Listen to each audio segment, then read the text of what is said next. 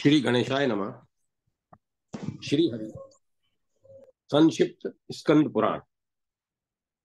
नंदादित्य, पूर्णा प्राणादित्य, गंगेश्वर, सूर्य प्राची, त्रिलोचन लिंग, देविका, उमापतीश्वर, भूधरवा भूध वराह भूधवराह तथा मूल स्थान गत सूर्य की महिमा।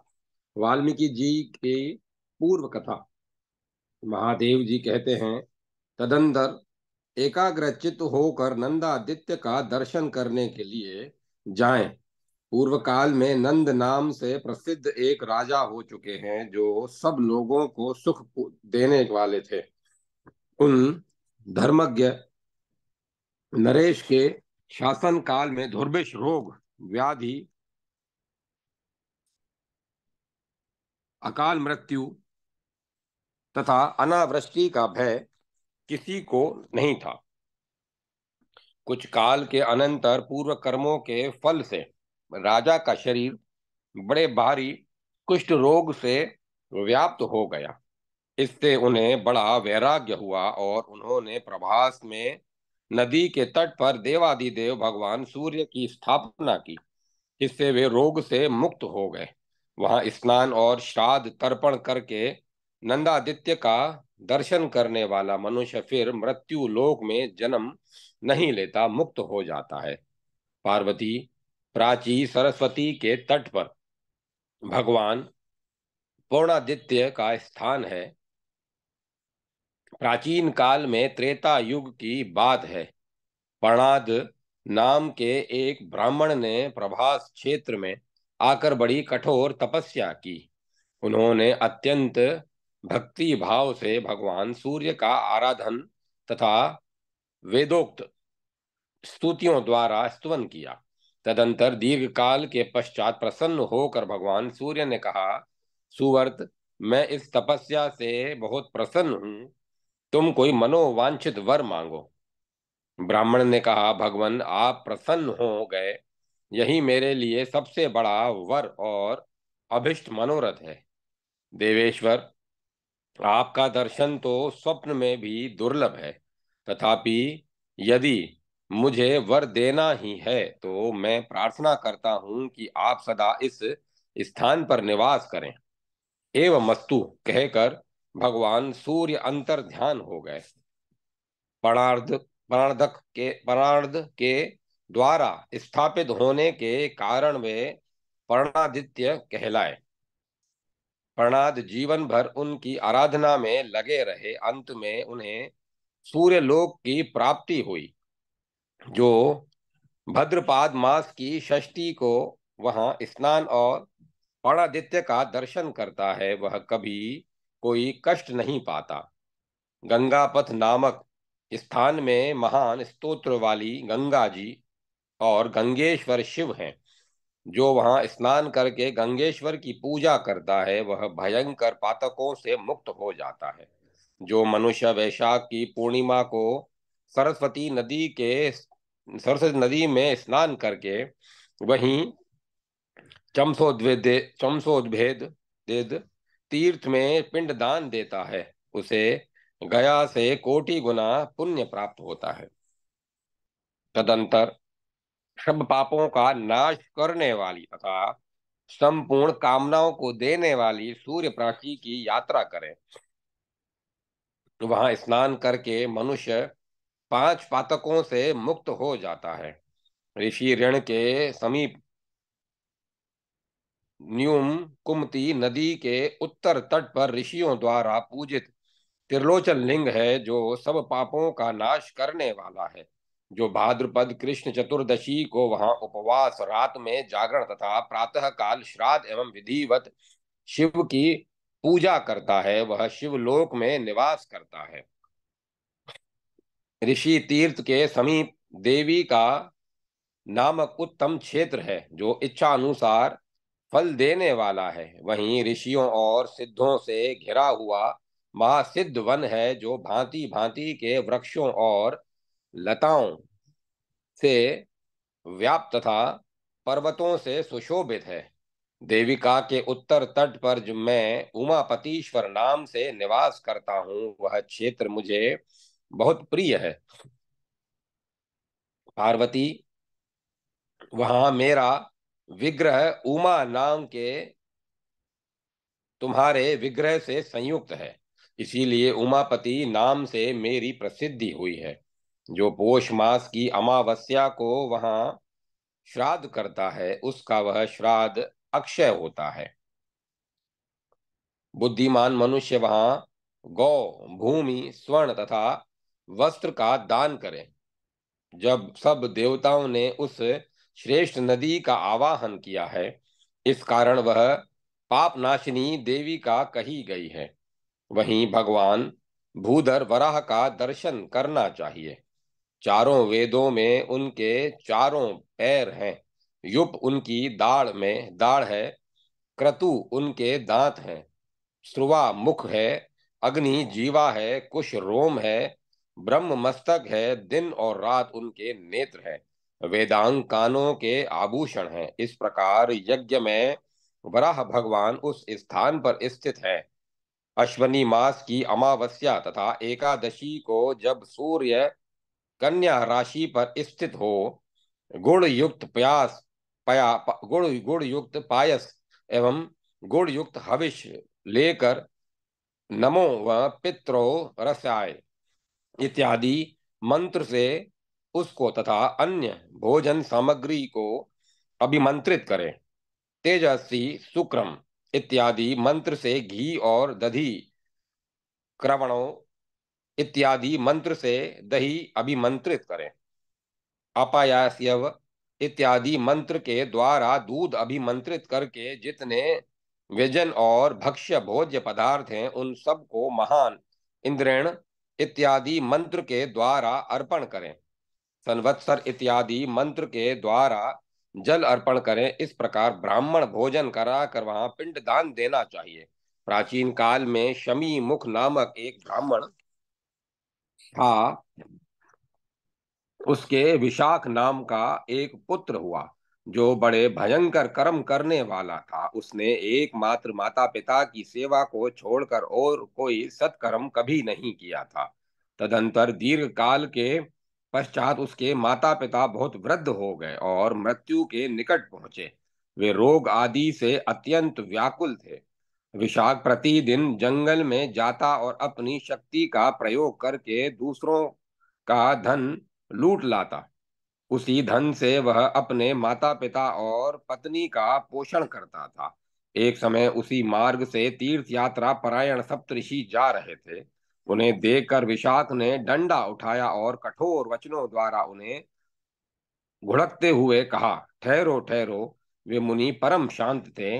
ढेला पत्थर और स्वर्ण को समान समझते थे। शत्रु और मित्र के प्रति भी उनके मन में समान भाव था और राग द्वेष से वे सर्वथा शून्य थे। उन्होंने आपस में कहा, हम लोगों के साथ जो इसका दर्शन और संभाषण हुआ है, वह व्यर्थ न जाए, इसीलिए इससे वार्तालाप करना चाहिए।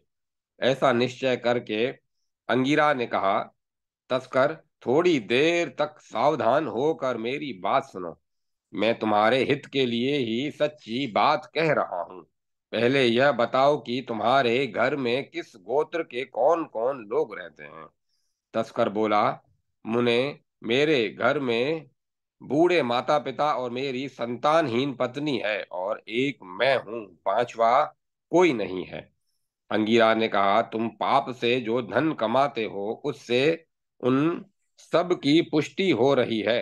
अतः घर जाकर उन सब से पूछो कि मैं पाप करता हूँ और सब लोग इस उस पाप की कमाई खाते हैं। अतः वह पाप किसको लगेगा और मेरा पाप कैसे शीघ्र छूटेगा।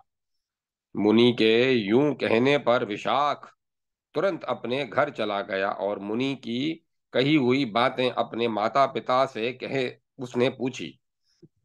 उसकी बात सुनकर माता पिता बोले, बेटा, एक मनुष्य पाप करता है और उस पाप की कमाई बहुत से लोग भोगते हैं। भोगने वाले तो छूट जाते हैं और कर्ता उस पाप दोष से लिप्त होता है। जो मंदबुद्धि मानव कुटुंब के लिए अशुभ कर्म करता है, उस पापी को निश्चय ही अपना आत्मा प्रिय नहीं है। माता पिता की बात सुनकर उसे मन ही मन कुछ भय हुआ और उसने निकट जाकर माता पिता से कहा, मैं आप लोगों के लिए ही पाप करता हूं, अतः आप उसके किसी अंश का भोग करेंगे या नहीं। पिता माता बोले, बेटा, जब हम पहली अवस्था में थे तब तुम हमारे द्वारा पालन करने योग्य थे, और अब इस वृद्धा अवस्था में तुमको ही हमारा पालन करना चाहिए।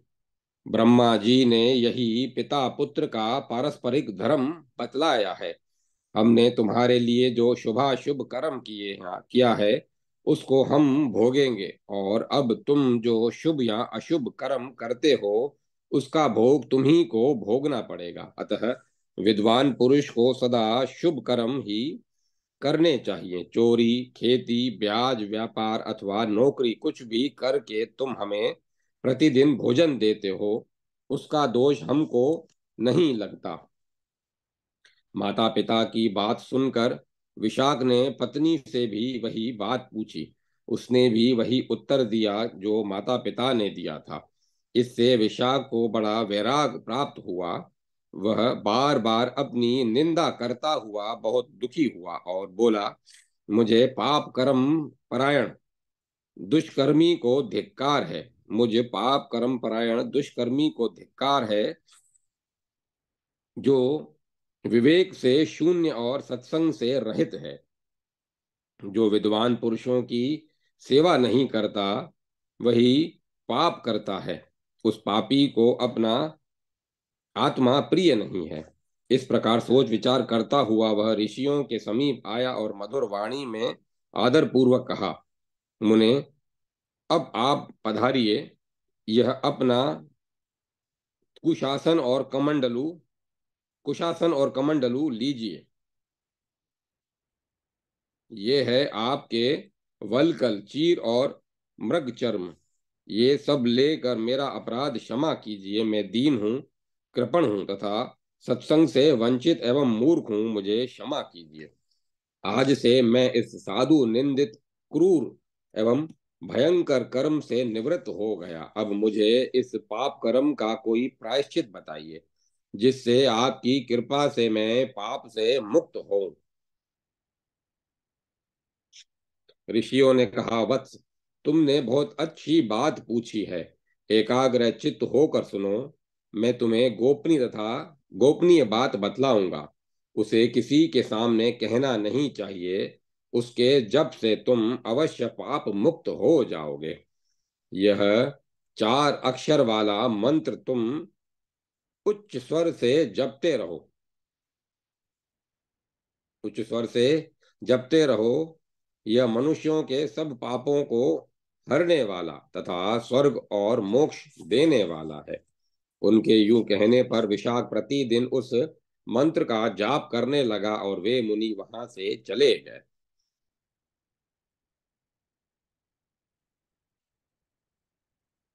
विशाख गुरु भक्त था। देविका के उत्तम तट पर उस मंत्र का जप करते हुए उसे समाधि लग गई। उसकी भूख प्यास नष्ट हो गई और शरीर शुद्ध हो गया। मंत्र, तीर्थ, द्विज, देवता, देवज्ञ, दवा और गुरु, इनमें जैसी जिसकी भावना होती है उसको वैसी सिद्धि प्राप्त होती है। यह जीवात्मा स्वभाव से ही निर्मल परमात्मा का स्वरूप है। उपाधि के संग से विकार को प्राप्त होता है। जैसे स्फटिक मणि स्वरूपतः स्वच्छ है, किंतु उपाधिवश उसमें भी भिन्न रंगों की प्रतीति होती है। जिस प्रकार भ्रमरी स्वयं तो वंध्या होती है, परंतु कहीं से छोटा सा जीव जंतु पाकर उसे अपने स्थान पर ले जाती है और ध्यान मग्न होकर अपने शिशु रूप से उसका चिंतन करती है, जिसके कारण उसी का ध्यान करके बढ़ने वाला वह जीव भी वैसा ही हो जाता है। यद्यपि वह जीव दूसरी योनि में उत्पन्न हुआ रहता है। तथापि भ्रमरी के चिंतन से भ्रमर रूप हो जाता है। यही सत्पुरुषों के लिए दुष्ट दृष्टांत है। जो गुरु से उपदेश पाकर उसमें संदेह करता है वह सिद्धि को नहीं पाता। जैसे भाग्यहीन पुरुष को निधि नहीं मिलती, इस प्रकार मंत्र जप में संलग्न हो अमृतत्व को प्राप्त हुए विशाख मुनि के सहस्त्रों वर्ष बीत गए। कुछ काल के पश्चात वे बाम्बी की मिट्टी से घिर गए। उन्हें इस बात का कुछ भी पता नहीं था। तदंतर दीर्घ काल के पश्चात वे सप्तऋषि फिर से उधर से निकले और उस स्थान को देखकर एक दूसरे से कहने लगे, यही वह भयानक आकार वाला तस्कर विशाख हमें मिला था, जिसने यहाँ आते ही हमारा सब कुछ लूट लिया था। इस प्रकार वार्तालाप करते हुए महर्षियों ने बाम्बी के भीतर से आती हुई मंत्रोच्चारण की उत्तम ध्वनि सुनी। तब कौतूहलवश उन्होंने खनकती हुई उस पर्वताकार वाल्मीकि को खोदा। उसके भीतर उसी चतुर चतुर्शर मंत्र का जप करता हुआ विशाख उन्हें दिखाई दिया। उसे समाधि में स्थित जान योग सम्मत औषधियों को लेकर सुप्त शरीर उन्होंने उसके सुप्त शरीर में मर्दन किया। तब वह सजग होकर बोला, महर्षियों, अपना अपना धन ले लीजिए। मुझ पापी ने अज्ञानवश उसे छीन लिया था। अब आप यह सब लेकर तीर्थ यात्रा को जाइए। मैंने आपको मुक्त कर दिया। मेरे माता पिता और पत्नी से जाकर कह दीजिए कि विशाख अब सब प्रकार की आसक्तियों से रहित हो गया। तब वह पहले की अब वह पहले की तरह आप लोगों से मिलना नहीं चाहता। सप्तऋषि बोले, मुने, तुम्हें यह यहाँ रहते हुए बहुत वर्ष बीत गए। तुम्हारे माता पिता, पत्नी तथा अन्य जो कुटुंबी लोग थे, अब उन सब की मृत्यु हो चुकी है। हम लोग दीर्घ काल के पश्चात इस स्थान पर आए हैं। अब तुम इस मंत्र जप के प्रभाव से सिद्ध हो गए हो। तुम एकाग्रता पूर्वक मंत्र का चिंतन करते हुए वाल्मीकि में स्थित रहे हो। अतः इस भूतल पर वाल्मीकि नाम से प्रसिद्ध होगे। तुम्हारी जीवा के अग्रभाग पर सरस्वती देवी स्वच्छंद निवास करेगी और तुम रामायण काव्य का निर्माण करके मोक्ष प्राप्त करोगे। विशाख बोला, विप्रवरों, आप प्रसन्न होकर गुरु दक्षिणा स्वीकार करें, जिससे मैं उऋण होकर महान तप में संलग्न हूं। ऋषि बोले, ब्राह्मण, तुम सिद्ध हो गए। यही हमारे लिए गुरु दक्षिणा है। तुम पुनः कोई मनोवांछित वर मांग लो। वाल्मीकि जी बोले, यदि आप लोग मेरे ऊपर प्रसन्न हैं और मुझे वर देना चाहते हैं तो बताइए, यहाँ देवी का नदी के सुरमय तट पर कौन से देवता स्थित हैं जो समस्त कामना और फलों के देने वाले हैं। ऋषि बोले, ब्राह्मण, यह सामने जो अनेक शाखाओं के साथ फैला हुआ वृक्ष है, उसकी ओर देखो। उसके मूल स्थान में ब्रह्मा जी के अंश से उत्पन्न भगवान सूर्य स्थित है। कल्प के प्रारंभ काल से ही उनकी यहाँ स्थिति है। वे ही इस क्षेत्र के देवता हैं। उनकी आराधना करो। यहाँ 2 कोस तक का स्थान सूर्य क्षेत्र कहा गया है। यहाँ रहने वालों को निश्चय ही स्वर्गलोक की प्राप्ति होती है। उनकी बात सुनकर वाल्मीकि ने भगवान सूर्य की आराधना की। इससे संतुष्ट होकर भगवान सूर्य ने कहा, वर मांगो। वाल्मीकि बोले, देवेश्वर, आज से आप यहाँ सदैव निवास करें। सूर्य ने कहा, विप्रवर, मूल स्थान में निवास करने वाला मैं आज तुम पर संतुष्ट हुआ हूँ। अतः यह क्षेत्र अब मूल स्थान के नाम से विख्यात होगा। जो लोग उत्तरायण में यहाँ भक्ति पूर्वक स्नान करेंगे वे स्वर्ग लोक में जाएंगे। विप्रवर, तिल मिश्रित जल से यहाँ तर्पण करने पर पितरों का गया श्राद्ध के समान संतोष प्राप्त होगा। पितरों को गया श्राद्ध के समान संतोष प्राप्त होगा। जो मानव भक्ति पूर्वक साग, मूल, फल, खली अथवा गुड़ से यहाँ श्राद्ध करेंगे वे परम मोक्ष को प्राप्त होंगे। कीट पतंग, पशु पक्षी तथा मृग भी प्यास से पीड़ित हो यहाँ के जल का स्पर्श करने मात्र से परम गति को प्राप्त होंगे। श्रावण मास की पूर्णिमा को तुम्हारे स्नेहवश मैं यहाँ विशेष रूप से निवास करूंगा। उस दिन जो यहाँ के जल से पितरों का तर्पण करेगा उसके 18 प्रकार की कोढ़ तत्काल नष्ट हो जाएगी। कपाल, औदुंबर, मंडल, विचर्चिका, ऋषुजिह्वा, कृच्छु कच्छु, किटिब, सधम, अलस, विपादिका, ध्रुधु, शतारु, विस्फोटक, पुंडरिक, काकण, पामा, चर्मदल और चरम ये 18 प्रकार के कुष्ठ अवश्य दूर हो जाएंगे, इसमें संदेह नहीं है। यूं कहकर सूर्य देव अंतर्ध्यान हो गए। वाल्मीकि मुनि ने सूर्य देव की आराधना तथा रामायण काव्य का निर्माण किया। अतः उस तीर्थ में सब यज्ञों का फल देने वाले सूर्य देव का अवश्य दर्शन तथा उस सर्वपातक नाशिनी कथा का श्रवण करना चाहिए। अतः इस तीर्थ में सब यज्ञों का फल देने वाले सूर्य देव का अवश्य दर्शन तथा इस सर्वपातक नाशिनी कथा का श्रवण करना चाहिए। ओम नमः शिवाय। ओम नमः शिवाय। भगवान सूर्य के अष्टोत्तरशत नामों की महिमा। महादेव जी कहते हैं, पार्वती हिरणाया के पूर्व भाग में महर्षि च्यवन के द्वारा स्थापित परम उत्तम च्यवनादित्य का उत्तम स्थान है। मनुष्यों द्वारा विधि पूर्वक पूजित होने पर वे समस्त अभिष्ट फलों को देने वाले हैं। जो मानव सप्तमी तिथि के दिन 108 नामों द्वारा श्रद्धा पूर्वक उनकी स्तुति करता है वह मनोवांछित फल को पाता है। पूर्व काल में महर्षि धौम्य ने महात्मा युधिष्ठिर से सूर्य देव जी के जिन 108 नामों का वर्णन किया उन्हें सुनो।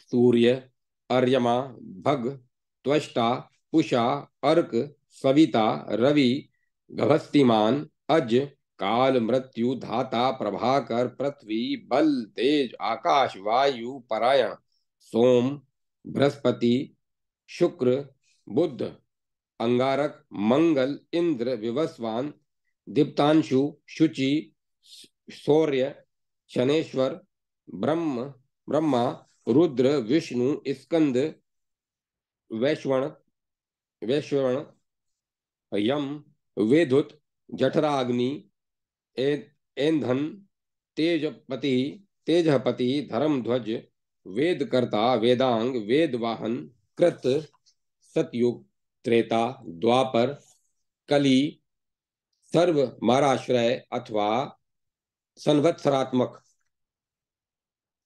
कला, काष्ठा, मुहूर्त, पक्ष, मास, अह, निशा, संवत्सर कर, स्वच्छ, काल, चक्र, विभा, वसु, पौरुष, शाश्वत, योगी, अव्यक्त, व्यक्त, सनातन, लोकाध्यक्ष, प्रजाध्यक्ष, विश्वकर्मा, तमोनुद, वरुण, सागर, अंशु, जीमुत, जीवन, अरिहा, शत्रुनाशक, भूताश्रय, भूतपति, सर्वभूत निषेवित, सृष्टा, संवत्कर, वहीन, सर्वाधिकर, अमल, अनंत, कपिल, भानु, कामद, सर्वतोमुख, जय, विषाद, वरद, सर्व धातु, निषेवित सम सुवर्ण भूतादि शीघ्रम प्राणधारक धन्वंतरी धूम केतु आदि देव अदिति सुत द्वादशात्मा अरविंदाक्ष पिता माता पितामह स्वर्ग द्वार प्रजा द्वार मोक्ष द्वार त्रिविष्टप देहकर्ता प्रशांतात्मा विश्वात्मा विश्वतो मुख चराचरात्मा सूक्ष्मात्मा सूक्ष्मतात्मा तथा मेत्र शरीरावंती, ये कीर्तन करने योग्य अमित तेजस्वी भगवान सूर्य के 108 नाम महात्मा इंद्र के द्वारा प्रकाशित हुए हैं। इंद्र ने नारद से धौम्य को और धौम्य से राजा युधिष्ठिर को इनका उपदेश प्राप्त हुआ है। राजा युधिष्ठिर ने उन्हें पाकर संपूर्ण मनोरथों को प्राप्त कर लिया। जो एकाग्र चित्त होकर सूर्य उदय काल में इस स्तोत्र का पाठ करता है, वह पुत्र धन रत्न राशि पूर्व जन्म की स्मृति स्मरण शक्ति तथा मेधा बुद्धि प्राप्त कर लेता है। जो देवताओं में श्रेष्ठ भगवान सूर्य के इस स्तोत्र का एकाग्र चित्त होकर पाठ करता है, वह शोक रूपी दावा नल से मुक्त हो मनोवांछित फलों को प्राप्त कर लेता है। ओम नमः शिवाय। ओम नमः शिवाय। महर्षि च्यवन की कथा और च्यवनेश्वर की महिमा। महादेव जी कहते हैं, पार्वती, महर्षि भृगु के पुत्र च्यवन मुनि ने प्रभास क्षेत्र में जाकर बड़ी भारी तपस्या की। वे आसन लगाकर ठूंठ की भांति भाव से अविचल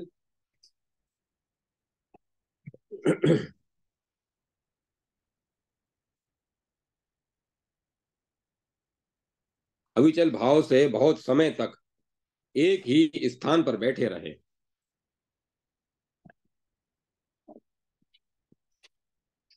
वहां उनके शरीर पर सब ओर से बांबी की मिट्टी जम गई और उसके ऊपर लताएं फैल गई। उस बांबी में सब और चींटियां फैल गई थी। इस प्रकार बांबी से घिरे हुए च्यवन मुनि मिट्टी की मूर्ति की भांति वहां स्थिर होकर घोर तपस्या में स्थित हो गए।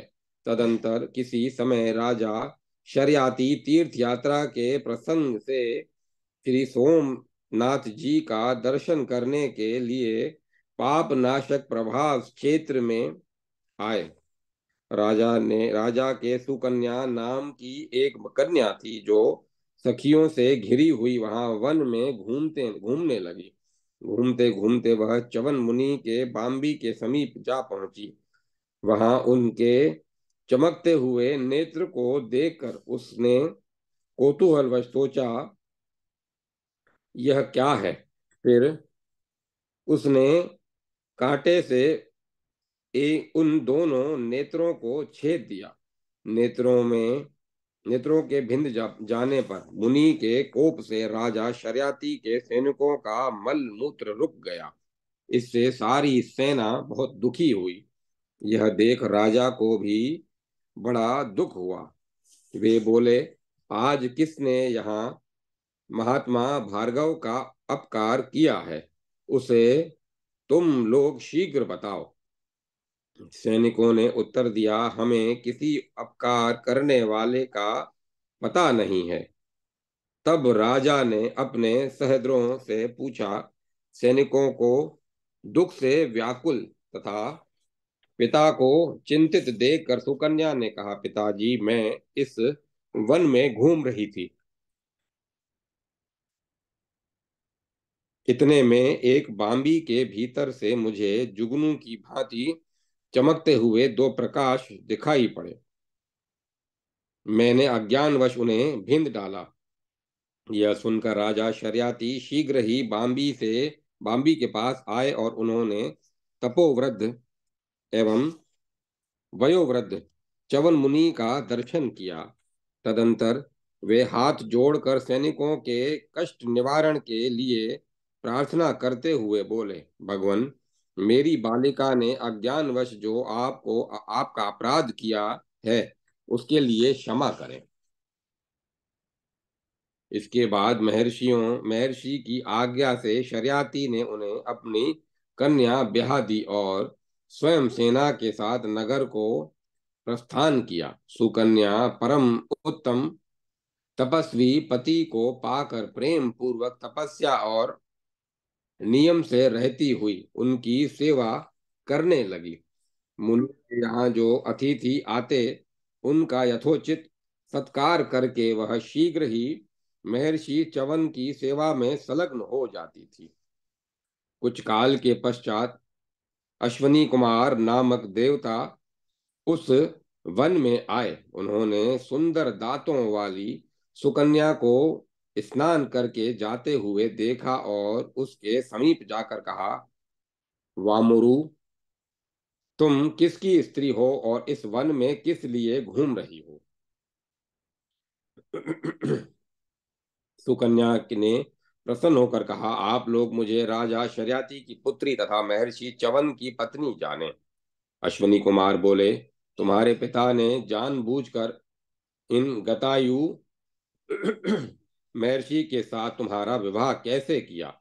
च्यवन जी तुम्हारे पालन पोषण और रक्षण में तो सर्वथा असमर्थ हैं। अतः उन्हें छोड़कर तुम हम दोनों में से किसी एक को अपना पति बना लो। उनके यूं कहने पर सुकन्या बोली, देवताओं, मैं अपने पति देव च्यवन में पूर्णतः अनुरक्त हूँ। मेरे विषय में आप लोग कोई ऐसी आशंका न करें। तब अश्वनी कुमारों ने कहा, देवी, हम दोनों वेद हैं, तुम्हारे पति को रूप और यौवन से संपन्न कर देंगे। इसके बाद हम तीनों में से किसी एक को तुम अपना पति चुन लेना। उन दोनों की यह बात सुनकर सुकन्या च्यवन मुनि के पास गई और अश्वनी कुमारों ने जो कुछ कहा था वह सब उसने यह कह सुनाया। उसकी बात सुनकर मुनिवर च्यवन ने कहा, अश्वनी कुमारों की बातों का आदर करो। मुनि की यह आज्ञा पाकर सुकन्या उन दिव्य रूपधारी देव वेदों से बोली, आप दोनों ने मेरे पति को तरुण बनाने के विषय में जो कुछ कहा है उसे शीघ्र पूरा करो। उसे शीघ्र पूरा करें। वे बोले, तुम्हारे पति इस तालाब में प्रवेश करें। तब मुनिवर च्यवन ने दिव्य रूप की अभिलाषा से शीघ्र ही उसे तालाब में प्रवेश किया। तब मुनिवर च्यवन ने दिव्य रूप की अभिलाषा से शीघ्र ही उस तालाब में प्रवेश किया। तत्पश्चात अश्वनी कुमार भी उस जल में के भीतर प्रविष्ट हुए। दो ही घड़ी में वे तीनों उस सरोवर से बाहर निकले। उनके रूप और वेश दिव्य थे। तीनों ही तरुण एवं दिव्य कुंडलों से विभूषित थे। वे सब एकत्र होकर बोले, शुभे, हम में से एक को वरण करो। सुकन्या ने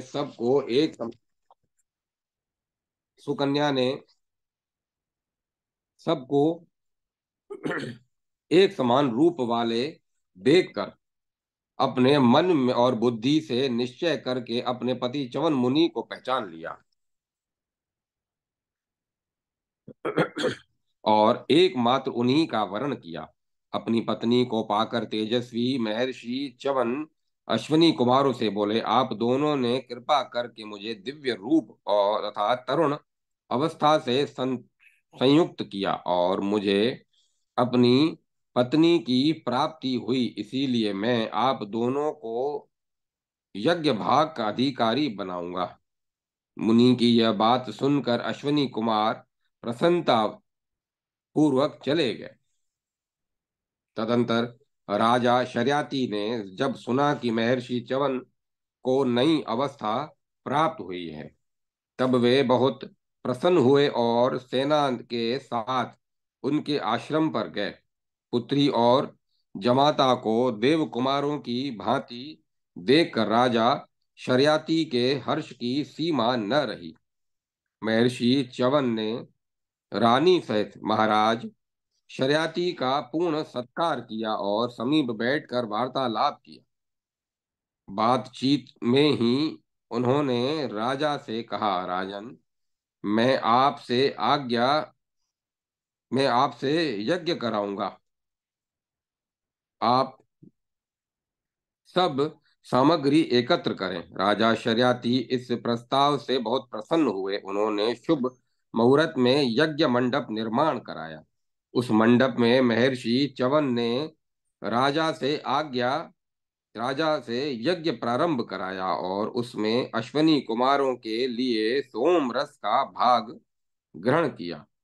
इंद्र ने उन्हें ऐसा करने से रोका और कहा, अश्वनी कुमार सोमरस के अधिकारी नहीं है, ऐसा मेरा निश्चित मत है। वे दोनों देवताओं के वेद हैं, अतः निंदित माने गए हैं। च्यवन ने कहा, देवराज, आप अश्वनी कुमारों को भी देवताओं की ही कोटि में समझें। ये दोनों महात्मा रूप संपदा से संपन्न और तेजस्वी हैं। उन्होंने इस समय मुझे अजर बनाया है। इंद्र बोले, ये दोनों वेद हैं और इच्छा अनुसार रूप धारण करके मृत्यु लोक में विचरते रहते हैं, अतः देवताओं की श्रेणी में बैठकर सोम के अधिकारी कैसे हो सकते हैं। इंद्र की इंद्र के यूं कहने पर उनका अनादर करने के च्यवन मुनि ने अश्वनी कुमारों के लिए भाग ग्रहण किया। यह देख इंद्र ने कहा, यदि तुम मेरी अवहेलना करके इन वेदों के लिए सोमरस का भाग ग्रहण कराओगे ग्रहण करोगे तो मैं तुम्हारे ऊपर भयंकर वज्र का प्रहार करूंगा। इंद्र की यह बात सुनकर च्यवन ने एक बार उनकी ओर दृष्टिपात किया और अश्वनी कुमारों के लिए सोमरस का भाग विधि पूर्वक निकाला। इसी समय इंद्र ने उन पर तुरंत वज्र का प्रहार किया, परंतु भृगुनंदन च्यवन ने वज्र सहित उनकी बाह स्तंभित कर दी। तदंतर मंत्र पढ़कर अग्नि में आहुति डाली। मुनि के तपोबल से उस समय महापराक्रमी महाकाय मद नामक महादैत्य उत्पन्न हुआ और क्रोध में भरकर भयंकर सिंहनाद से संपूर्ण लोकों को गुंजाता हुआ इंद्र की ओर दौड़ा। मुंह बाहें हुए मुंह बाएं हुए काल की भांति उस दैत्य को आते देख इंद्र भय से पीड़ित हो गए और मुनिवर च्यवन को प्रणाम करके बोले, भृगुनंदन, आज से ये दोनों अश्वनी कुमार सोम रस के अधिकारी होंगे। तपोधन, मुझ पर आपका अकारण क्रोध न हो। जिस प्रकार आपने इन अश्वनी कुमारों को सोम रस का अधिकारी बनाया है, उसी प्रकार मेरी रक्षा के लिए भी अपने बल वीर्य को प्रकाशित करें। आज की इस घटना से सुकन्या के पिता राजा शर्याती की कीर्ति संसार में अमर होगी। आप मुझ पर कृपा करें। इंद्र के इस प्रकार प्रार्थना करने पर मुनिवर च्यवन का क्रोध शांत हो गया। इंद्र उनकी आज्ञा ले शीघ्र वहां से चले गए। च्यवन ने इंद्र की पूजा करके अश्वनी कुमारों सहित सब देवताओं का पूजन किया तथा राजा शर्याती का यज्ञ पूर्ण कराकर वे सुकन्या सहित इस वन में विहार करने लगे।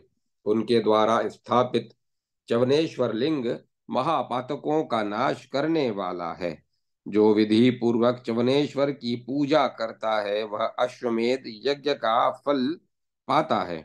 यहाँ अश्वनी मास की पूर्णिमा को विधि पूर्वक श्राद्ध करे और ब्राह्मणों को भोजन कराए। यूं करने से कोटि तीर्थों के सेवन का फल प्राप्त होता है। ओम नमः शिवाय। ओम नमः शिवाय। सुकन्या सरोवर,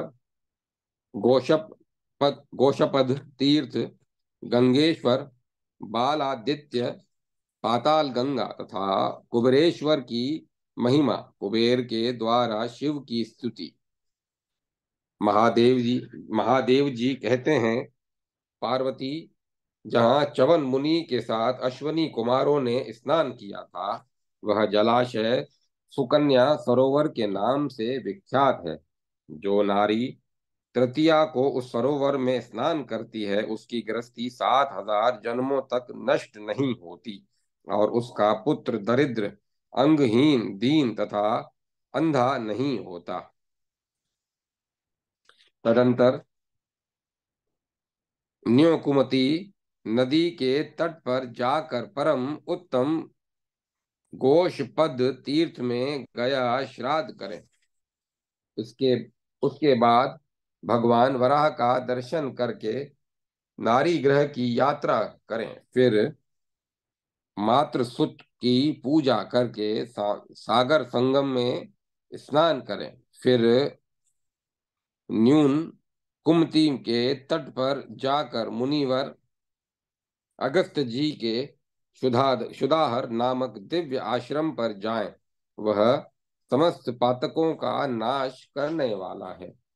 उसके पश्चिम भाग में उससे थोड़ी ही दूर पर गंगा जी के द्वारा स्थापित गंगेश्वर लिंग है। अगस्त्य जी के आश्रम में गंगेश्वर का दर्शन करके स्नान, दान और जप आदि करने से मनुष्य सब पातकों से मुक्त हो जाता है। उस आश्रम से थोड़ी दूर उत्तर दिशा में सूर्य देव ने बाल्यावस्था में तपस्या की है। इससे उनका नाम बालादित्य हुआ। रविवार को उनका दर्शन करने से मनुष्य कोढ़ी नहीं होता और बालकों को रोग व्याधि नहीं सताते। वहां वहां से दक्षिण में 2 कोस की दूरी पर सब पातकों का नाश करने वाली पाताल गामिनी गंगा है, जिन्हें विश्वामित्र जी ने स्नान करने के लिए बुलाया था। उसमें स्नान करके मनुष्य सब पातकों से मुक्त हो जाता है।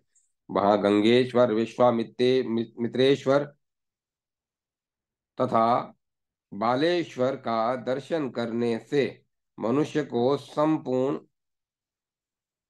अभिष्ट फलों की प्राप्ति होती है।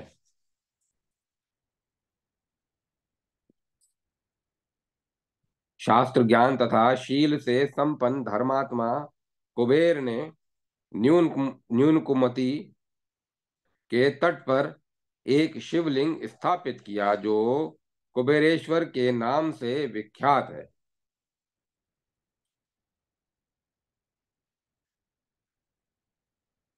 वहां से पश्चिम न्यू कुमति के तट पर जो सोमनाथ महादेव हैं, उनकी पूजा करके कुबेर जी ने इस प्रकार मेरा स्तवन किया। जो यज्ञ का मूल तुम्बी के ऊंचे फल के समान आकृति वाली तथा 100 कोटि ब्रह्मांडों में स्थित है। ब्रह्मांडवर्ती देव समूह भी उसका परिमाण नहीं जानते।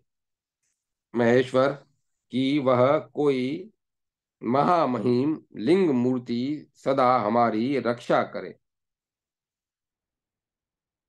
जो अजन्मा पुराण उपेंद्र विष्णु के भी वंदनीय तथा बड़े बड़े राजाओं से सेवित हैं। चंद्रमा, सूर्य और अग्नि के समान जिनके नेत्र हैं, जो अपनी ध्वजा में वृषभेंद्र नंदी का चिन्ह धारण करने वाले तथा प्रलय आदि के हेतु हैं, उन महादेव जी के उन महादेव जी को मैं प्रणाम करता हूँ।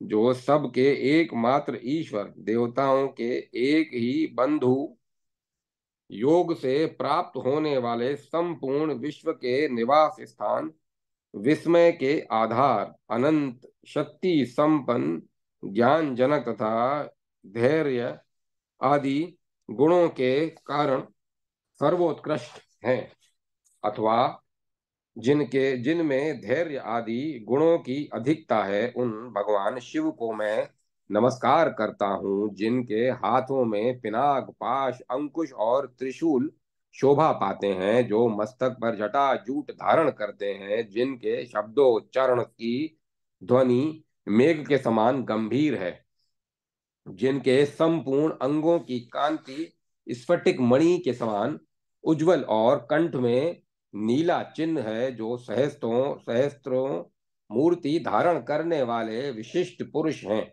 उन भगवान शिव को मैं प्रणाम करता हूँ। जिन्हें संत पुरुष अक्षर, निर्गुण, अप्रमेय, ज्योतिर्मय, एक दुर्गम दूर गमन करने वाले, जानने योग्य, अनिंद्य, सबके हृदय में अंतर्यामी रूप से विराजमान तथा परम पवित्र बतलाते हैं, उन भगवान शंकर को मैं नमस्कार करता हूँ। जिन्होंने स्वरूप तेज पुंज के समान जिनका स्वरूप तेज पुंज के समान है, जिनके मस्तक पर बाल चंद्रमा शोभा पाते हैं, जिनका भयानक मुख स्फटिक स्फुरित होता रहता है, जो काल के भी काल, मनोवांछित फलों के दाता, आसक्ति रहित, धर्मासन पर स्थित तथा परा और अपरा दोनों प्रकृतियों में विराजमान है, उन भगवान रुद्रदेव को मैं प्रणाम करता हूँ। जो इंद्रियातीत, विश्वपालक, शत्रु विजयी, तीनों गुणों से परे, अजन्मा, निरीह, तपोमय, वेद में प्रजापालक तथा उनके नामों वाले इंद्र रूप हैं, उन्हीं आप महेश्वर को मैं नमस्कार करता हूँ। जो भूत और भविष्य के ज्ञाता महेश्वर हैं, योग वेता मुनीश्वर सदा जिनका ध्यान करते रहते हैं, जो संसार बंधन के काटने वाले तथा नित्य मुक्त स्वरूप हैं, उन महादेव जी को मैं बारंबार नमस्कार करता हूँ। जिन परम पुरुष परमात्मा के अनुपम मुख, बल, प्रभाव और स्वभाव आदि का ज्ञान देवताओं को भी नहीं होता, उन अचिंतनीय महिमा वाले भगवान वामदेव को मैं प्रणाम करता हूँ। जिन उग्र मूर्ति भगवान शिव की आराधना करके अगस्त्य जी ने समुद्र को पी लिया तथा राजा दिलीप ने संपूर्ण मनोरथ प्राप्त कर लिए, उन विश्व योनि भगवान शंकर की मैं शरण लेता हूँ। देवेंद्र बंध शंभो, मुझ अनाथ का उद्धार कीजिए। आप कृपालु एवं करुणामय हैं। उमेश, दुख सागर में डूबे हुए मुझ दीन का उद्धार कीजिए। भव, आप सबका कल्याण करने वाले हैं, मेरा भी कल्याण कीजिए। जिनकी पूजा करके ब्रह्मा और इंद्र आदि देवता स्वर्ग में इच्छा अनुसार विहार करते हैं, उन वंदनीय शिव की शरण में आकर मैं उन्हीं की स्तुति, उन्हीं का गुणगान, उन्हीं के नाम का जप और उन्हीं की वंदना करता हूँ। इस प्रकार स्तुति करके जब कुबेर जी चुप हुए, तब भगवान शिव ने उन्हें अपने मित्र का पद, दिक्पाल का पद और देवताओं के धनाध्यक्ष का पद दिया। पद ये तीनों वर प्रदान किए और कहा, यह तुम्हारा यह स्थान तुम्हारे ही नाम से कुबेर नगर कहलाएगा।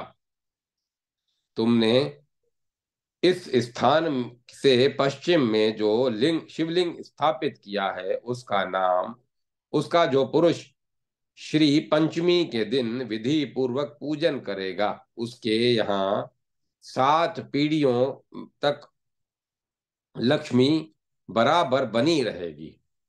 ओम नमः शिवाय। ओम नमः शिवाय। भद्रकाली, कुबेर, ऋषितोया नदी, श्रृंगालेश्वर तथा गुप्त प्रयाग का महात्म्य। महादेव जी कहते हैं, पार्वती कुबेर स्थान से उत्तर भाग में मनोवांछित वस्तुओं को देने वाली महादेवी भद्रकाली का स्थान है। जो चैत्र मास की तृतीया को उनकी पूजा करता है, उसे सौभाग्य, विजय और लक्ष्मी की प्राप्ति होती है। कुबेर स्थान से नेतृत्व भाग में साक्षात कुबेर जी विराजमान है, जो पंचमी तिथि को भक्ति भाव से गंध पुष्प तथा चंदन आदि के द्वारा उनकी पूजा करता है, उसे विघ्न रहित अनुपम निधि की प्राप्ति होती है। वहां कुंड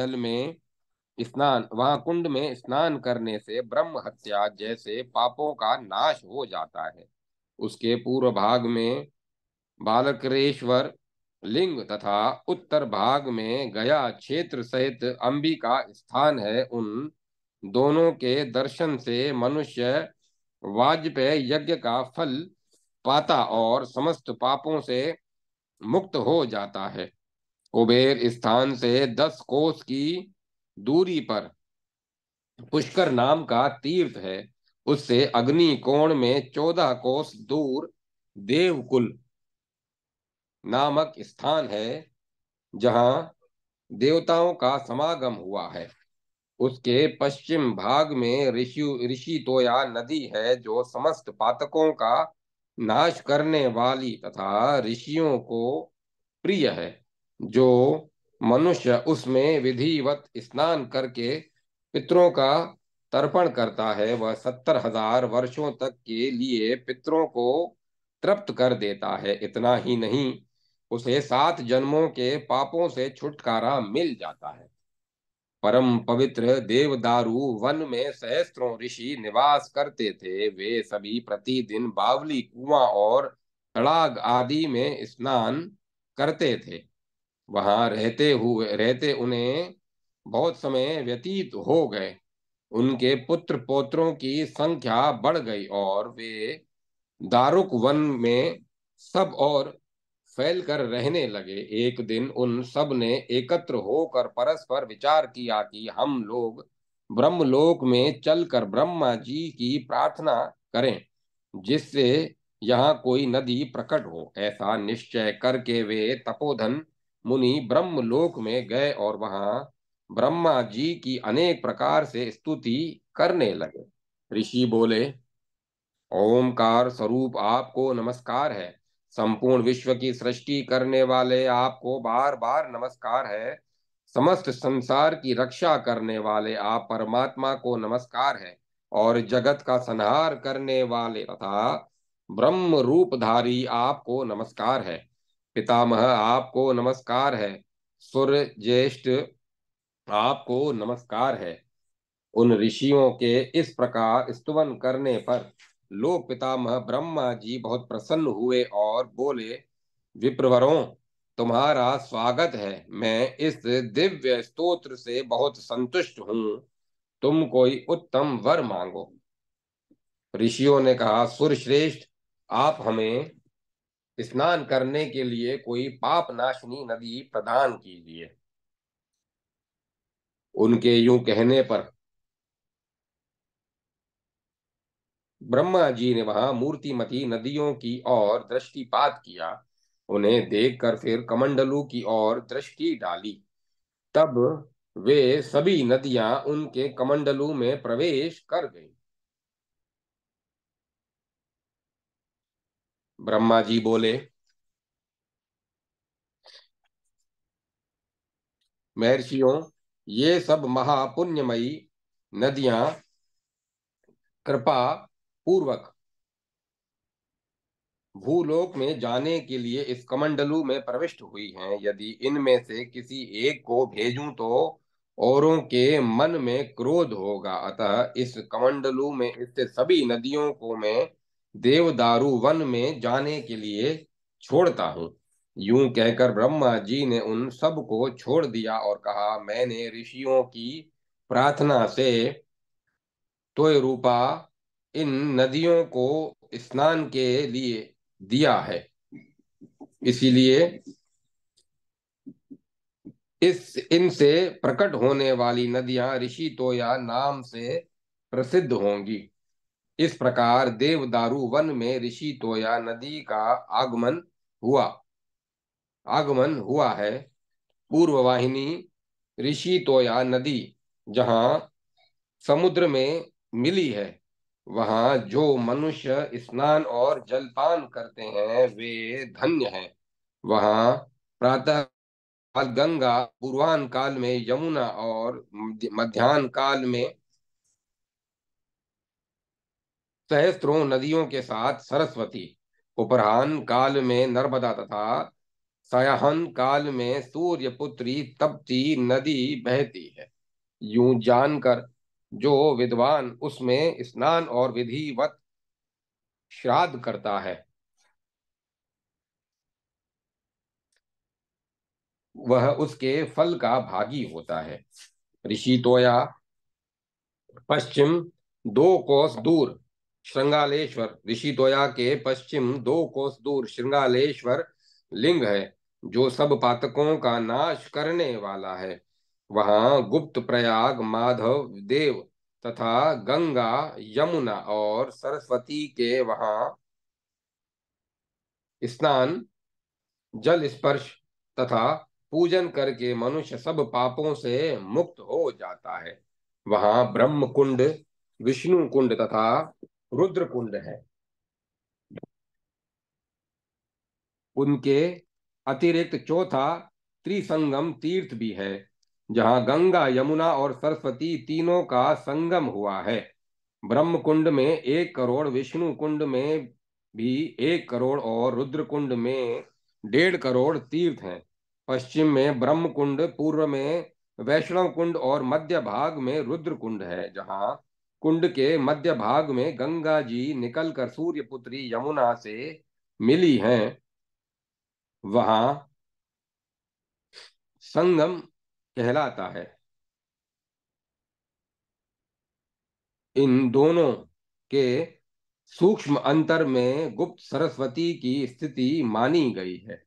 उनके पास ही तीर्थराज प्रयाग हैं, जो मनुष्य माघ मास के माघ मास में सूर्य के मकर राशि पर स्थित रहते समय प्रातः काल सूर्योदय काल में वह यहाँ आकर स्नान करता है। वह एक स्नान से मानसिक, द्वितीय स्नान से वाचिक और तृतीय स्नान से शारीरिक पाप को नष्ट कर देता है। चौथे स्नान से सांसारिक पाप, पांचवें स्नान से गुप्त पाप और छठे स्नान से उपपातकों का नाश करता है। इन कुंडों में 7 बार के स्नान से मनुष्य अपने महापातकों का भी नाश कर देता है। जो पूरे 1 मास तक गुप्त प्रयाग में स्नान करता है, उसके फल को ब्रह्मा आदि देवता कोटि कल्पों में भी नहीं बता सकते। प्रभास में जो कोई भी तीर्थ है, उन सब की अपेक्षा अत्यंत प्रिय तथा सब पातकों का नाश करने वाला यही तीर्थ है। मैंने इस तीर्थ की रक्षा के लिए मातृकाओं को नियुक्त किया है। भांति भांति के नैवेद्यों से यत्न पूर्वक उनकी पूजा करनी चाहिए। जो कृष्ण पक्ष की चतुर्दशी को श्रद्धा भक्ति के साथ वहां पितरों का श्राद्ध करता है, वह पितृ वर्ग और मातृ वर्ग दोनों का उद्धार कर देता है। ओम नमः शिवाय। ओम नमः शिवाय। माधव, श्रृंगालेश्वर, त्रिपथ का गोपाल स्वामी, उत्तरार्क, मरु देवी आदि विविध तीर्थ और देव विग्रहों के सेवन की महिमा। महादेव जी कहते हैं, पार्वती, उसके दक्षिण भाग में थोड़ी ही दूर पर शंख, चक्र और गदा धारण करने वाले भगवान माधव विराजमान हैं, जो शुक्ल पक्ष की एकादशी को स्नान करके शुद्ध वस्त्र पहनकर गंध पुष्प और अनुलेपन के द्वारा भक्ति पूर्वक उनकी पूजा करता है, वह परम पद को प्राप्त होता है। जो विष्णु कुंड में स्नान करके माधव की पूजा करता है, वह श्री हरि के परम धाम में जाता है। वहां से उत्तर दिशा में कुछ वाव्य कोण की और श्रृंगालेश्वर लिंग है। महातेजस्वी इंद्र, वरुण, कुबेर, यमराज, अग्नि, आदित्य, वसु तथा समस्त लोकपाल ने उस महालिंग की आराधना की है। जो श्रृंगालेश्वर का पूजन करेंगे उनके कुल में कोई निर्धन नहीं होगा। जो मनुष्य अमावस्या तिथि को यहाँ आकर स्नान करके क्रोध रहित हो भक्ति पूर्व विधि पूर्वक पितरों का श्राद्ध करता है, उसके पितर प्रलय काल तक तृप्त रहते हैं। इस क्षेत्र का विस्तार 1 मील तक है। उसमें जो मृत्यु को प्राप्त होते हैं उन्हें उत्तम गति की प्राप्ति होती है। जो अनशन व्रत ग्रहण करके इस तीर्थ में प्राणों का त्याग करते हैं वे परमेश्वर में लीन हो जाते हैं। श्रृंगालेश्वर से ईशान कोण में 7 धनुष की दूरी पर त्रिपथा गंगा है। उसके जल में उत्पन्न होने वाली मछलियां इस कलयुग में भी 3 नेत्रों वाली देखी जाती हैं। वहां स्नान करके मनुष्य 5 महापातकों से मुक्त हो जाता है। चंडीश से पूर्व भाग में 20 धनुष पर गोपाल स्वामी का स्थान है। जो माघ मास में गोपाल स्वामी श्री हरि का दर्शन पूजन तथा वहां रात्रि में जागरण करता है वह परम पद को प्राप्त होता है। वहां से उत्तर दिशा में 8 धनुष पर वकुल स्वामी सूर्य देव का स्थान है। जो मनुष्य रविवार युक्त सप्तमी को वहां जागरण करता है वह सभी अभिष्ट वस्तुओं को पाता और स्वर्गलोक में पूजित होता है। वहां से वाव्य कोण में 16 धनुष पर उत्तरार्क नाम से प्रसिद्ध भगवान सूर्य विराजमान है। वहां सप्तऋषि को उपवास करके मनुष्य वहां रथ सप्तमी को उपवास करके मनुष्य सब रोगों से मुक्त हो जाता है।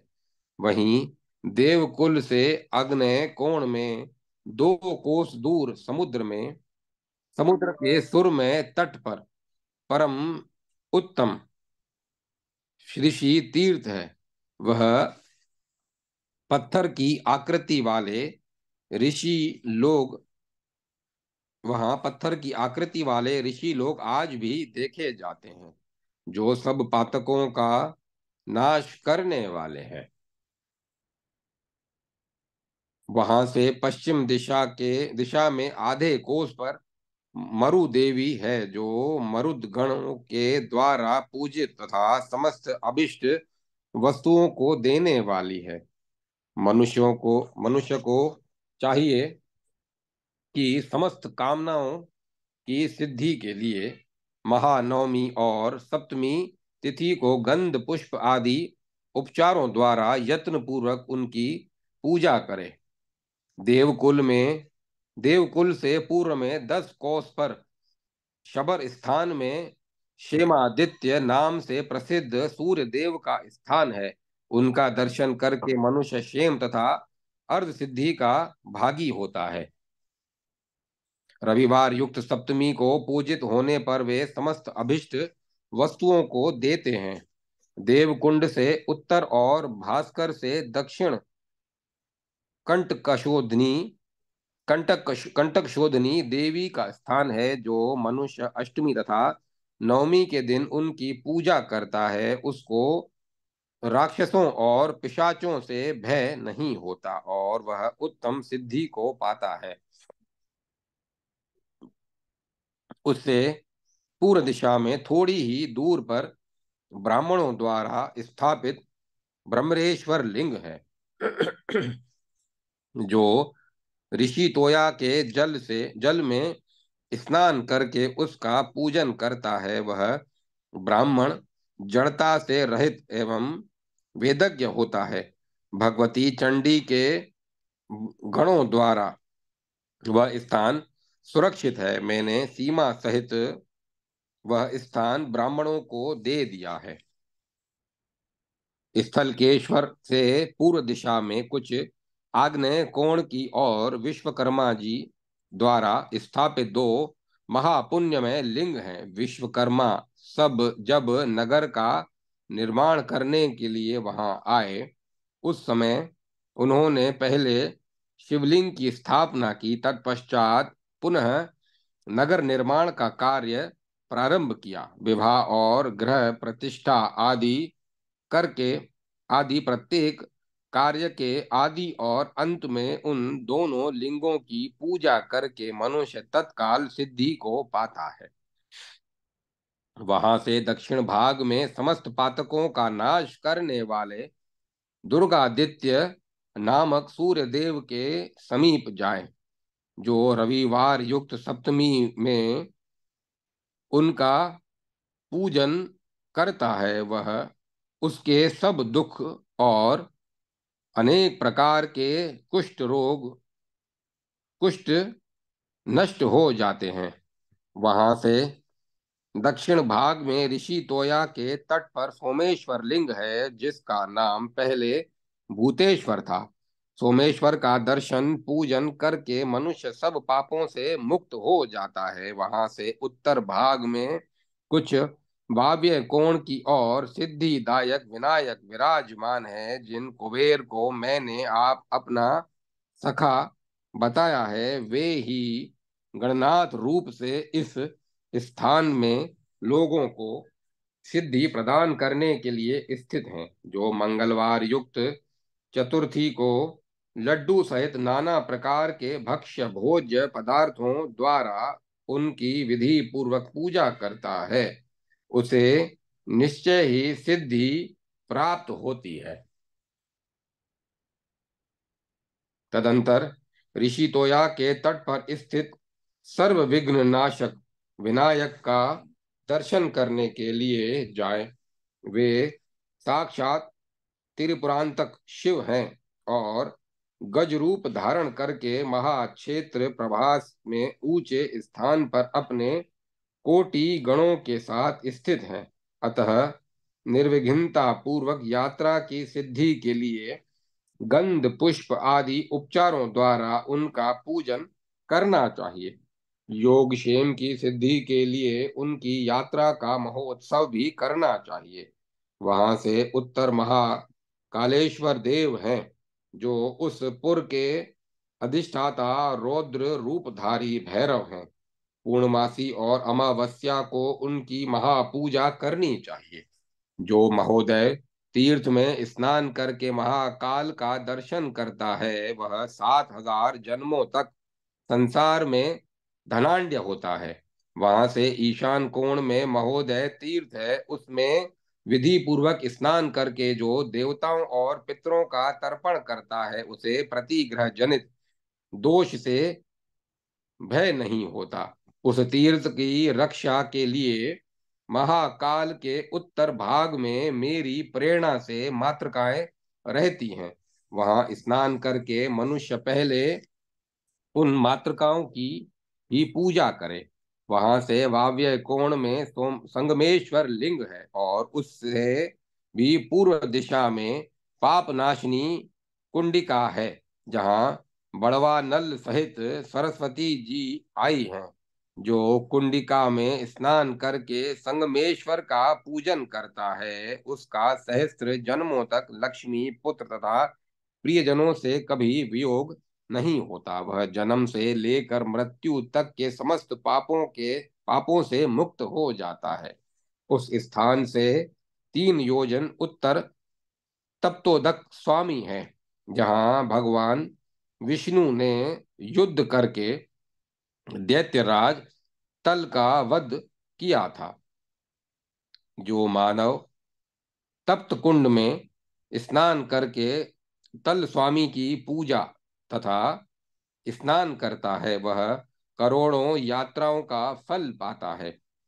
उससे पूर्व दिशा में कालमेघ लिंग रूपी क्षेत्रपाल है। अष्टमी और चतुर्दशी को विस्तार पूर्वक उनकी पूजा करनी चाहिए। वे कलयुग में कल्प वृक्ष के समान मनोवांछित फल देने वाले हैं। वहां से दक्षिण भाग में 25 धनुष के अंतर पर सब पापों का नाश करने वाली रुक्मणी देवी स्थित हैं। तप तप तो दक कुंड में स्नान करके रुक्मणी जी की पूजा करें। इससे 7 जन्मों तक स्त्रियों की गृहस्थी भंग नहीं होती। बलभद्र से पूर्व दिशा में एक श्रेष्ठ नदी है, जहाँ दुर्वासेश्वर लिंग प्रतिष्ठित है। जो अमावस्या को उस नदी में स्नान करके पिंड देता है, वह 100 कोटि कल्पों से अधिक काल तक के लिए पितरों को तृप्त कर देता है। वहां दुर्वासेश्वर शिव का विधि पूर्वक पूजन करके मनुष्य कोटि यज्ञों का फल तथा समस्त अभिष्ट वस्तुएं प्राप्त कर लेता है। वहां ऋषियों द्वारा स्थापित किए हुए बहुत से शिवलिंग हैं। उनका दर्शन, स्पर्श और पूजन करके मनुष्य सब पापों से छूट जाता है। जहाँ क्षेत्र की परिधि रूप मधुमती नामक स्थान है, वहां समुद्र तट पर शिवलिंग लिंगेश्वर देव तथा सप्तकूप है। वहां श्राद्ध करके मनुष्य गया से कोटि गुना फल पाता है। ओम नमः शिवाय। ओम नमः शिवाय। तल स्वामी शंखाव्रत तीर्थ और गोष्पद तीर्थ की महिमा। वहां श्राद्ध की विधि तथा राजा पृथु के द्वारा पृथ्वी का दोहन। महादेव जी कहते हैं, मनुष्यों को चाहिए कि वह तल स्वामी विष्णु का स्मरण करे, फिर सहस्त्र शीर्षा मंत्र से तर्पण आदि करे, विधिवत स्नान करके श्री विष्णु को अर्घ्य दे, गंध पुष्प वस्त्र अनुलेपन मधु इशुरस कुमकुम कपूर खस तथा कस्तूरी आदि उपचारों से उनकी पूजा करे, फिर वस्त्रों से वेष्टित करके उत्तम नैवेद्य भोग लगाए। धर्म कथा श्रवण पूर्वक रात्रि में जागरण करे। वेदज्ञ श्रोत्रिय ब्राह्मण को स्वर्ण और 2 वस्त्र दान करे। उस दिन उपवास पूर्वक श्री विष्णु को नमस्कार करके रुक्मणी जी का दर्शन करे। भक्ति भाव से यूं करके मनुष्य अपने जन्म का फल पाता है। समस्त यज्ञों, दानों, तीर्थों और व्रतों का भी फल पा लेता है। पितृवर्ग और मातृवर्ग का भी उद्धार करता है तथा जन्म भर के किए हुए पापों का नाश कर देता है। वहां से पश्चिम न्यून कुमती नदी के तट पर दक्षिण दिशा की ओर शंखाव्रत नामक तीर्थ है, जहाँ स्वयं प्रकट हुई अति उत्तम रक्त गर्भा चंका चंक्रांकित शिला स्थित है। पूर्व काल में सर्वशक्तिमान भगवान विष्णु ने वेदों का अपहरण करने वाले शंखासुर को जहाँ मारा है, वह विष्णु क्षेत्र कहा गया है। उसी को शंखोदक तीर्थ भी कहते हैं। वह शंखाकार दिखाई देता है। उसमें स्नान करके मनुष्य ब्रह्म हत्या से मुक्त हो जाता है तथा शूद्र को भी लगातार 7 जन्मों तक ब्राह्मण योनि प्राप्त होती है। तत्पश्चात गोष्पद तीर्थ को जाएं, जहां श्राद्ध करके मनुष्य गया से 7 गुना अधिक फल पाता है। वहीं श्राद्ध करके वेन नंदन पृथु ने अपने पिता को पाप योनि से मुक्त किया था। न्यू कुमुती नदी परम पवित्र और महासिद्ध है। वह इस क्षेत्र की सीमा के लिए लाई गई है। सब पापों का नाश करने वाली वह नदी पूर्णादित्य से दक्षिण भाग में स्थित नारायण ग्रह से उत्तर दिशा में थोड़ी ही दूर पर उसकी स्थिति है। उसी के भीतर विषाद गोष्पद नामक तीर्थ है। गोष्पद के समीप थोड़ी ही दूर पर नागराज अनंत स्वतः प्रकट हुए हैं, जो पृथ्वी पर इस तीर्थ की रक्षा के लिए नियुक्त किए गए हैं। नरक से अत्यंत भयभीत होने वाले पितर पुत्र प्राप्ति की इच्छा रखते हैं और कहते हैं कि हमारे वंशजों में से जो गोष्पद तीर्थ की यात्रा करेगा वही हमारा उद्धार करने वाला होगा। गोष्पद तीर्थ में पुत्र को देखकर पितरों उनके यहाँ वहाँ उत्सव मनाया जाता है। खीर, मधु, सत्तू, आटा, तिल और अक्षत आदि से वहां श्राद्ध करके मनुष्य अपने पितरों को स्वर्ग लोक में भेज देता है। उस उस तीर्थ में श्रेष्ठ पुरुष नास्तिक का संग न करें। सब सामग्रियों के सहित श्रद्धालु पुरुष आस्तिक मनुष्यों के साथ उस तीर्थ में जाए और वहां पहुंचकर मन ही मन यह भावना करे कि मैं गया तीर्थ में आया हूं। इस प्रकार जो ब्राह्मण प्रतिग्रह रहित होकर वहां की यात्रा करता है उसे पग पग पर अश्वमेध यज्ञ का फल प्राप्त होता है। वहां न्यून कुमति तीर्थ में स्नान करके पितरों की मुक्ति के लिए विधि पूर्वक श्राद्ध तर्पण करें। तर्पण के समय इस प्रकार कहे। ब्रह्मा जी से लेकर तरण पर्यंत समस्त देवता, ऋषि, पितृ, मनुष्य तथा माता और माता मह आदि समस्त पितृ मेरे दिए हुए जल में तृप्त हों।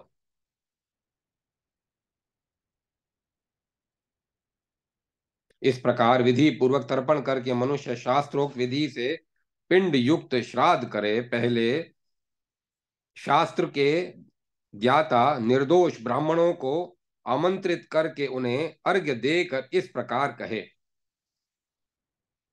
कव्यवाट, अनल, सोम, यम, अर्यमा, अग्निश्वात, बहिर्षिद और सोमक नाम के पितृ देवताओं तो आप सभी महाभाग यहाँ पधारे और आपके द्वारा सुरक्षित जो मेरे पितृ वंशज और सहोदर हों वे भी यहाँ पदार्पण करें।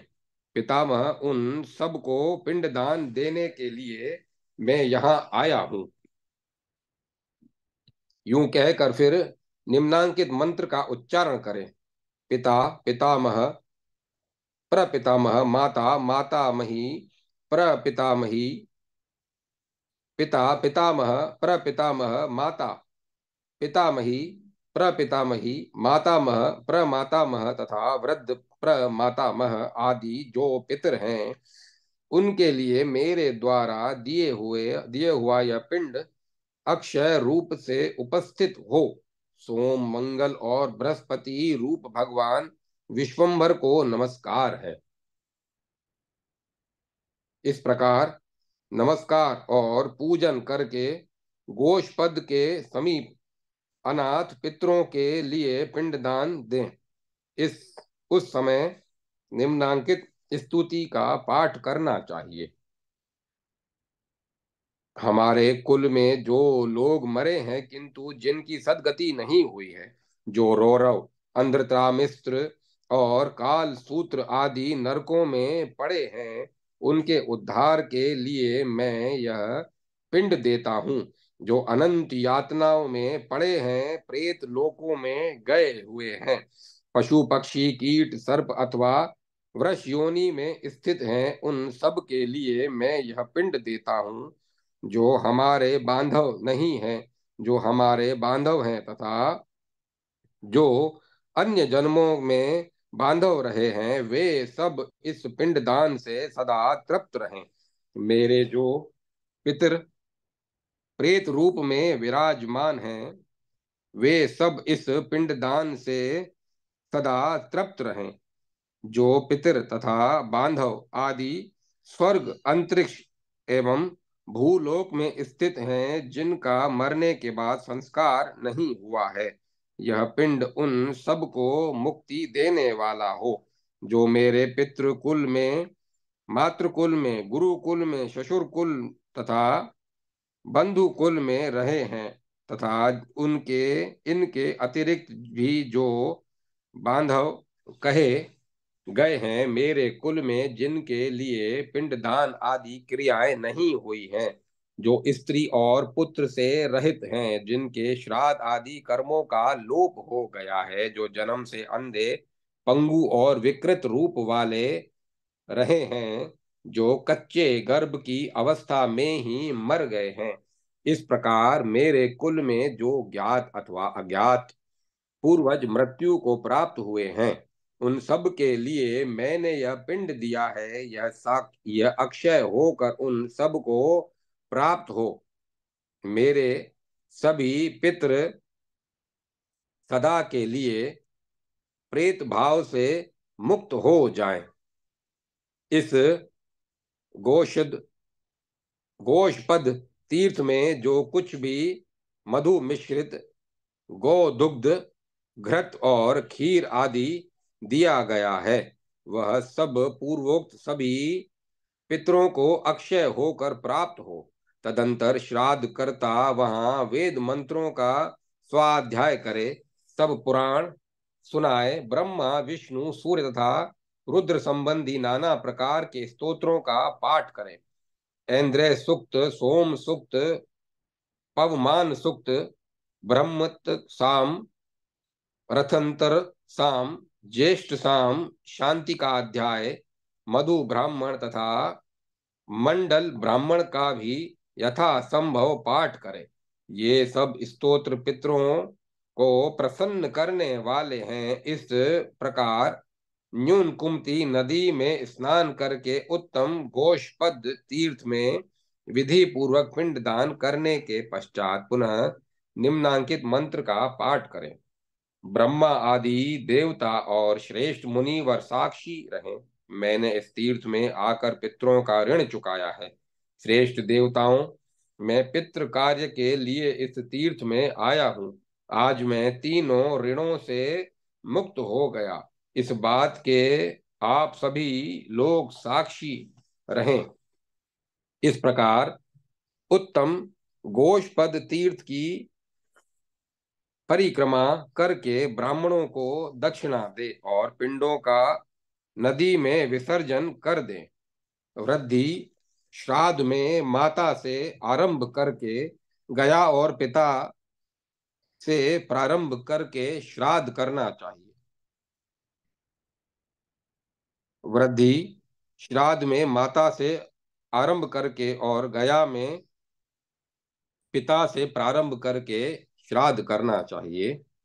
इस तीर्थ में श्राद्ध और पिंडदान करने वाला पुरुष अपने पितरों को विष्णु लोक में पहुंचा देता है। गोष्पद तीर्थ में जो एक ब्राह्मण को भोजन कराता है, उसे कोटि ब्राह्मणों को भोजन देने का पुण्य मिलता है।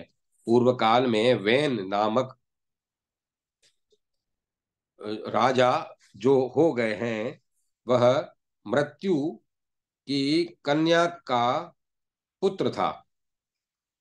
पूर्व काल में वैन नामक राजा हो गया है, वह मृत्यु की कन्या का पुत्र था। अतः मातामह के दोष से उसमें भी क्रूरता पूर्ण विचार आ गया। उसने अपने धर्म को पीछे छोड़कर पाप में मन लगाया। वेद शास्त्रों का उल्लंघन करके वह अधर्म में तृप्त हो गया।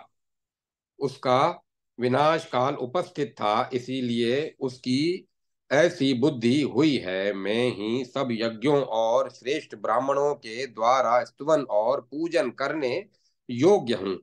इस निश्चय के द्वारा धर्म का उल्लंघन करके वह प्रजाजनों को पीड़ा देने लगा। उसका यह बर्ताव देख मरीचि आदि ब्रह्म महर्षि कुपित होकर बोले, वैन तुम अधर्म न करो। तुम जो कुछ करते हो वह सनातन धर्म नहीं है। तुमने राज सिंहासन पर बैठते समय पहले ही प्रतिज्ञा की है कि मैं प्रजाजनों का पालन करूंगा, परंतु अब इसके विपरीत आचरण करते हो। महर्षियों के यूं कहने पर दुर्बुद्धि वैन हंसकर बोला, मेरे सिवाय कौन धर्म की सृष्टि करने वाला है? पराक्रम, शास्त्र ज्ञान, तपस्या और सत्य के द्वारा मेरी समानता करने वाला इस भूतल पर कौन है? तुम लोग मुझे धर्म की उत्पत्ति का स्थान समझो। मैं चाहूं तो इस पृथ्वी को जला सकता हूं, संसार की सृष्टि कर सकता हूं और सबका संहार भी कर सकता हूं। गर्व और उद्दंडता से मोहित हुए वैन को जब वे किसी प्रकार समझाने में सफल न हुए, तब सभी महर्षियों ने कुपित हो अथर्व वेदीय अभिचारिक मंत्र के प्रयोग से महाबली वैन को मारकर उसकी बाईं भुजा का मंथन किया। उससे एक छोटा सा काले रंग का पुरुष पैदा हुआ। वह भयभीत हो हाथ जोड़कर सामने खड़ा हो गया। उसकी और देखकर मुनियों ने कहा, निषिद्ध, बैठ जाओ। इससे वह निषाद कहलाया और निषाद वंश का प्रवर्तक हुआ। उससे तुम्बुर और खस आदि अन्य जो धेवर जातियां उत्पन्न हुई। उन्होंने विंध्यगिरी को अपना निवास स्थान बनाया। फिर उन महर्षियों ने वैन के दाहिने हाथ को अरणी की भांति मथा। इससे सूर्य और अग्नि की भांति पृथु पैदा हुए। उनका शरीर बड़ा तेजस्वी था। उन्होंने लोक रक्षा के लिए आजगव नामक धनुष, सर्पों के समान बाण, खड्ग और कवच धारण किया। उनके प्रकट होने पर सब प्राणी हर्ष में भर गए। वैन स्वर्गलोक को चला गया। तदंतर नदियां और समुद्र भांति भांति के रत्न लेकर राजा पृथु का अभिषेक करने के लिए उपस्थित हुए। ऋषियों और देवताओं के साथ भगवान ब्रह्मा जी भी आए। अंगिरस देवताओं ने प्रतापी राजा पृथु को राजपद पर अभिषिक्त किया। उनके राज्य में पृथ्वी बिना जोते बोए ही अन्न पैदा करती थी। चिंतन करने मात्र से ही मंत्र सिद्ध हो जाते थे। सभी गौएं कामधेनु थी और वृक्षों के एक एक पत्ते से मधु की प्राप्ति होती थी। राजा पृथु को देखकर प्रसन्न हुए महर्षियों ने प्रजाजनों से कहा, ये वेन नंदन राजा पृथु तुम सब लोगों को जीविका प्रदान करेंगे। यह सुनकर प्रजाओं ने महाभाग पृथु का स्तुवन किया और कहा, आप महर्षियों के कथनानुसार हमारे लिए आजीविका की व्यवस्था करें। तब बलवान राजा पृथु ने प्रजा की रक्षा की इच्छा से धनुष बाण लेकर पृथ्वी पर आक्रमण किया। पृथ्वी उनके भय से थर्रा उठी और गाय का रूप धारण करके भागी। पृथु ने भी उसका पीछा किया। अंत में वह उन्हीं की शरण में आई और हाथ जोड़कर बोली, राजन, मेरे बिना तुम प्रजा को कैसे धारण करोगे? मेरे ऊपर ही संपूर्ण लोक स्थित हैं। मैं ही इस जगत को धारण करती हूँ। मेरे बिना सारी प्रजा नष्ट हो जाएगी। अतः तुम्हें मेरा वध नहीं करना चाहिए। महीपते, क्रोध छोड़कर मैं तुम्हारी आज्ञा के अनुकूल चलूंगी। क्रोध छोड़ो, मैं तुम्हारी आज्ञा के अनुकूल चलूंगी। तुम्हें धर्म का त्याग नहीं करना चाहिए। पृथ्वी की यह बात सुनकर धर्मात्मा और उदार राजा पृथु ने अपने क्रोध को रोका और इस प्रकार कहा, जो अपने यहाँ पराये एक के हित के लिए स्वार्थवश बहुत से प्राणियों का वध करता है, उसे पाप लगता है। यदि किसी एक को मार देने से बहुत लोग सुखी हो जाते हों, तो मारने उसके मारने पर पातक नहीं लगता। अतः वसुंधरे, यदि तू मेरी आज्ञा से संसार का हित नहीं करेगी, तो मैं प्रजा के लिए तेरा वध कर डालूंगा। मेरी आज्ञा के विपरीत चलने वाली तुझ वसुधा को बाणों से मारकर मैं स्वयं अपने शरीर को विशाल बनाकर समस्त प्रजा को धारण करूंगा। अतः तू मेरी आज्ञा से समस्त प्रजा को जीविका प्रदान कर, क्योंकि ऐसा करने से ऐसा करने में तू समर्थ है। राजा पृथु के इस प्रकार कहने पर पृथ्वी ने उत्तर दिया, राजन, मैं यह सब करूंगी, तुम मेरे लिए बछड़े की कल्पना करो, जिसके प्रति वत्सल होकर मैं दूध के रूप में अन्न प्रदान करूं। इसके सिवाय मुझे समतल बनाओ, जिससे मैं अपने दूध को सर्वत्र फैला सकूं। तब राजा पृथु ने धनुष की कोटि से पर्वतों और शिला खंडों को उखाड़ कर एक जगह किया और चाक्षुष मनु को बछड़ा बनाकर उन्होंने अपने हाथ में अन्नों को दुहा।